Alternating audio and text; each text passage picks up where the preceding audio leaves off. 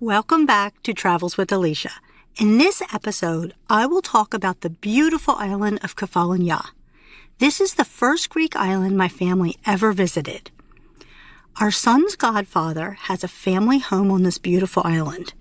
And at the time, many years ago, he said we had no excuses, and he invited us to use his home for as long as we wanted. Well, that's all I needed to hear. I started planning our first trip to a Greek island. When we got there, the house actually had been empty for a while.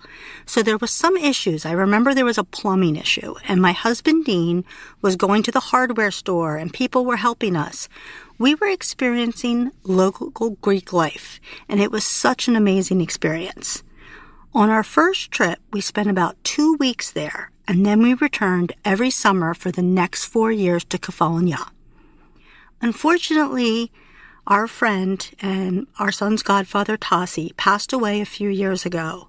We will never forget his generosity and love for Greece. So let me tell you a little bit about Kefalonia. It is the largest of Greece's Ionian islands, which are off the western coast of the mainland. It is a very large island. You can spend weeks there and never be bored. It's actually about 300 square miles, so you can see how large it is. They do have an international airport. You can fly to Kefalonia from Athens in less than an hour, and there are countless flights every day. But the really exciting thing is that because it's an international airport, you can actually be visiting other places in Europe and fly non-stop to the island of Kefalonia. So some good places to do that are Italy. So there's actually 5 cities in Italy, Naples, Milan, Rome, Pisa, and Bari, where you can get a non-stop flight to Kefalonia. Germany has a couple cities, but also other places in Europe. Paris, Madrid, Amsterdam, Oslo, Prague, even Vienna. So, for example, Prague is somewhere I have not been, and I really would like to go there. They have 4 weekly nonstop flights in season, which is pretty much probably June through September. They have seasonal flights on an airline called SmartWings. So I'm not familiar with SmartWings, but I'm going to look up this airline, SmartWings, and look into this, because I would love to get back to Kefalonia, and that might be a great thing to be able to visit Prague and then go straight into the island. But back when we were traveling to Kefalonia, I did not know any of this. So I will explain to you how we did it. And what we would do is we would fly into Athens and then stay a few days, which I always recommend. It's always fun to be there for a few days in Athens. And then we would drive 2 hours to Patras to catch the ferry. I'm often asked why we didn't leave from the Piraeus port, which is really close to the city of Athens. But believe it or not, there are no ferries from this main port to the Ionian Islands. So again, we had to drive 2 hours to Patra, and this was a lot of fun. I mean, these ferries are available almost all year round. Maybe not in January and February, but the rest of the year you can do it. The ferry trip is only about 3 hours, which to me is really the perfect amount of time to be on a ferry. I wouldn't want to be on longer than 3 hours, and you really don't even need to buy tickets in advance. But do look into, what the times are and show up about an hour and a half in advance. What we would do is we would buy our ticket, and then we would go in search of food and drinks to bring aboard. They sell snacks, but anybody in the know would rather grab better food like sandwiches, spanakopita, beer and wine. And if the weather is good, which it almost always is in Greece, you can head to the top of the boat. These are big boats. They're almost like cargo ships. I always imagined that this was what it must have been like backpacking in Greece about 30 years ago, because these boats would have big trucks on them bringing food that they're taking to the island, and you can drive your car on. And then you just go up to the top. There is air-conditioned seating on these, but most people like to hang out on the roof where it's windy and beautiful and sunny. that 3-hour ride was magical. We would be grabbing chairs or throwing a towel down. It's very social. There's a lot of people up there. And then as you're approaching the island, 30 minutes before you arrive at the island starts appearing and people line the edges of the boat and the wind is always blowing and it's really fun to approach the island in that way versus flying in. So I've explained 2 ways to get there. If you're in a hurry or you've done the ferry many times, definitely flying in is good. But the boat ride is special, and if you have the time, I do recommend it. So let's talk about the island. It is very lush and green, and there's mountains. It is known for having even forest. So this is very unique, and it was actually surprising to me because when you see Greek islands, you're thinking whitewashed buildings and very dry land, and that is not what Kefalonia is. They also have stunning beaches. They have beautiful, dark, turquoise green water, and a lot of people consider it to be among the best beaches in Greece. So I did find the water to be on the cooler side, but it was very refreshing. At first, I honestly was a little bit disappointed because I was looking for the Caribbean blue water. And here on this island, the water is actually turquoise green. It is perfectly clear, and you can see the bottom. You can easily see your feet when you're standing in like waist-deep water. But this won me over because it was very hot, in the summers in Kefalonia, and I will say that cool water was so refreshing. The island also has beautiful villages and towns. They have the picturesque village Assos, and it has a Venetian castle and colorful houses. And then there's a big capital called Agristoli. So there's so much to see. And I have to tell you, I absolutely love Assos. It's one of the most pictured small villages in the world, actually. It's really more like just a little inlet with a few restaurants. But I did stay in a hotel once here with our cousins in September, and it was amazing. There's so much rich history in Kefalonia, and there's a lot of architectural influences, such as the Romans and the Venetians and even the British heritage. So it's not very ancient like some places. There was an earthquake in 1953, so most of the buildings are actually newer in Kefalonia. There is also some very distinctive geology on the island. There's some interesting formations. The Melisani Cave, which is that's close to where the house is that I stayed. This, I never knew how to explain it before, but now that I've traveled to Mexico so many times, the Melisani Cave is actually like an open cenote. So you can take a boat through this cave and the top's open, and the sun comes in and you can see the beautiful water. They don't let you swim in it, but it's absolutely stunning. They also have a cave that has like stalagmites, and it has amazing acoustics, and concerts are held there. So next, let's talk about where would you actually stay if you were planning a trip to Kefalonia.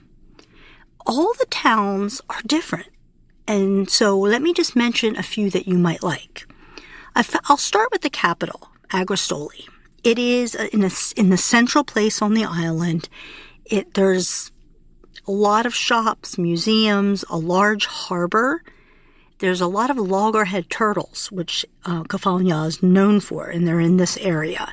It's a great base for exploring the island. But what I remember most about this is that there was a marble pedestrian path through town, and it's very wide. And while it rarely rains, the marble can get slippery from humidity and condensation. So just be careful. It was just a lot of marble in Agristoli. That's what I remember. And then I mentioned earlier the picturesque village of Assos. This is a short drive from one of the most famous beaches, Mietros Beach. So that's something to think about. You can stay there. There's a couple apartments, maybe a small hotel. There's really not that much there, but it is wonderful. The next area is Fiskardo. So this is located at the northern tip of the island. Fiskardo is known for being very upscale, and I've been there several times. It has beautiful harbor. They have waterfront restaurants and bars. There's a lot of yacht watching going on. And like I said, I've been there. I've never actually stayed in that area. But I will say, famous people flock to Fiskardo. Kylie Jenner was just in Kefalonia in July of 2025 with her children and friends, and they were spotted in the village of Fiskardo, where they were having a meal at Ithaca, which opened in 1972. And this is the most famous restaurant in Fiskardo.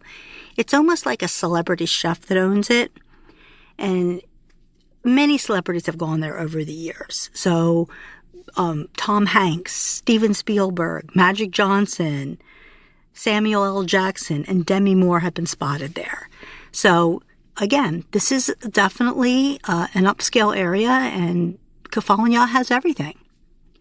Another area you could stay is called Lassi, and this is very close to the airport in Agrostoli, the capital, and it's very popular. It's more, I don't know, I felt like it was very popular with British tourists, and, you know, there was a lot more commercialism in that area.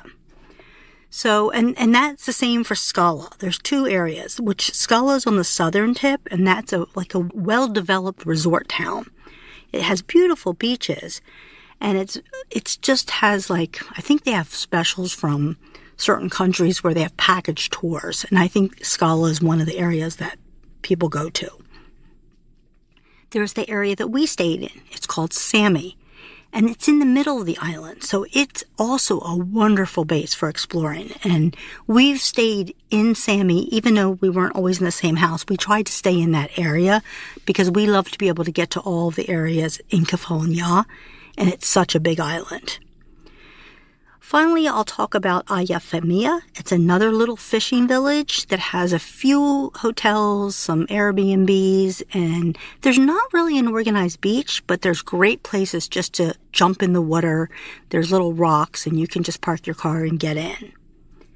So, being an island, I will tell you, Kefalonia is known for beaches. And I'll only mention a few because there's so many. But Mirtro's beach is the most famous and breathtaking beach on Kefalonia. It has a dramatic white cliffs, white pebbles, vibrant turquoise water. It's frequently ranked among the best beaches in the world. I will tell you, the few times that I actually went down to this beach, I felt the wake or the break was a little bit rough. There are some waves there, but I will say the pebbles are actually made of marble from the mountains and cliffs in that area. And this beach, you have to drive down like a windy road to get to it. So the absolute best pictures of this beach are from the top. And our family has taken many pictures there. One beach we went to all the time that we loved was Anti-Samos Beach. Since we were staying in Sami, it's the closest beach, and we spent many hours, and it had everything. Some restaurants, beautiful water, and things like that. So there's a beach called Foki Beach, and that is located near Fiskardo, and it's also beautiful, and it has a lot of trees around. There is XI, they call it XI Beach, and this has the reddish-brown sand, and it's a clay. People put it all over their bodies, so you'll see people walking around with the clay all over them. It's kind of like a spa-type experience, and our family enjoyed that. So what I'm trying to say is there's definitely, I would say, 30 beaches on this island. And while some of them are similar, there's a lot of them that are very different. So it would be something to do to try the different beaches in the area. There's also culinary and cultural experiences. So Kefalonia is known for wine. So they have a whole wine tasting region where people, like, they're famous for Robola wine. There are several wineries, and it's definitely worth doing. Our family have gone several times, and Dean and I really, surprisingly, we like the dessert wine.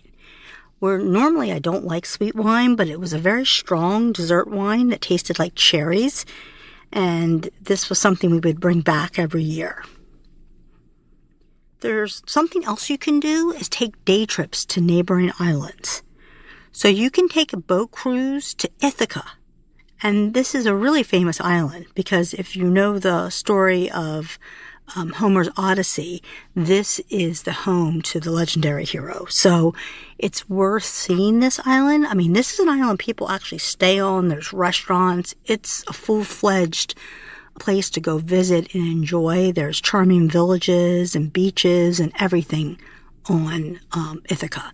So I've done that, and it was definitely worth doing. You can also take a cruise to Zakynthos, and there's a famous shipwreck beach there, and people like to do that. But there's one thing that I wanted to say that I wanted to do when I was in Kefalonia, and unfortunately I found out it's something that I really couldn't do. I wanted to visit Corfu because it's also one of the more famous islands as part of the Ionian Islands, but on a ferry, it's 9 hours away. So that was one thing, you don't really realize. You think, oh, I'm going to visit some of the other islands, which you can, but Corfu is one that you really can't very easily. You would have to fly to it. Another thing you can do is visit a monastery. So there's monasteries all over Greece, but this island has a special monastery. It is of Saint Gerasimos. And it's one of the most famous sacred pilgrimage sites. We did this, and I will tell you about it, but please don't judge us. I mean, our kids were in middle school. We went to this monastery because my mother-in-law insisted this was a very important church. And the saint's body is actually inside the church. And on special holidays, they take the body out and they march it through the towns, and they take it to people who are in need of help for blessings and stuff like that. Saint Gerasimo is the patron saint of Kefalonia. He is known for many miracles, especially for curing the mentally ill. So you can go to this church and see the saint. His whole body is intact, even with his skin on. So luckily no one was there when we were there because we were all quite amused because he's known as the saint with the skin still on. Anyway, while this is definitely not our favorite outing, it was quite memorable, and to this day, we will remember this visit to this monastery. Greece is a very religious and Christian country. It's predominantly Greek Orthodox, and there are churches absolutely everywhere. Even if you're not religious, visiting these churches in Greece is a must. They are so beautiful and so ornate. Just remember to, respect the religion and their culture. So, okay, I've probably shared enough. This is just an absolutely amazing island. You can spend a few days or several weeks and never be bored. This is the Greek island that you're going to want to return to time and time again. It's not about checking off a box to say that you've been there. There is beauty and peace and amazing hospitality. So all I can say is thank you so much for joining me on this episode of Travels with Alicia. Join me soon for another episode.